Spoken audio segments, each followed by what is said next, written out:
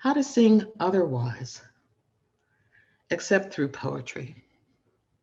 For the words on the page are a kind of trace of consciousness, its pivots and dips. On the trail of thought, the tensile resistance of language, often as brittle as clay, and also the enactments of wounding, racism, anti-Blackness, inexhaustible and exhausting patriarchy from which one seeks a small relief, but always seems to be, that patriarchy seems to be pulling the strings unseen behind scenes seldom seen.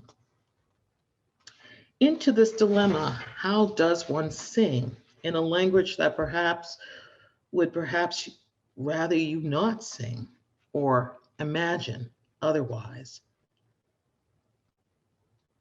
You have to reframe what you understand to be the practice of poetry and politics. Crawley would say that the practice of otherwise consists of a self-writing practice, a self-invention, not unlike the Oppen's journeys to self-invent, to redraw lines in what is typically construed as legible, personal, political, transparent enough to be read, and opaque. He posits transdisciplinarity, where writing works across the boundaries of discipline to provide a more comprehensive tool for Black study, which is life study, towards a fullness of life that does not depend on the ordinances of death to be free. How do we sing from the ash heap? In our variousness. He says, name yourself. The all Black people is a phrase, a myth, as a phrase is a myth. The violence and death dealing of the current regime and white supremacy is not a myth. And poetry puts cracks into the monumentality of those language structures.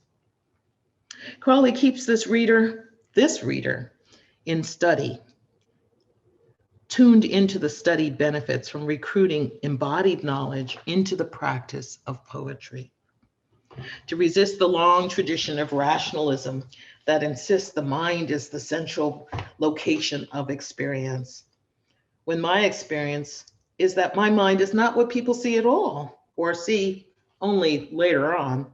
They respond to when they see me. They see me, a Black woman, not the exquisite phenomenological sensuous apparatus that is my mind.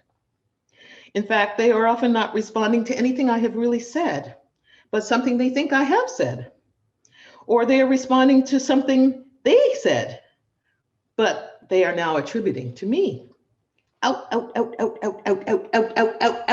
of this vacuum sealed discourse of binaries, Black, white, female, male, gay, straight, cis, and trans, human in nature, where the life of the mind is finite.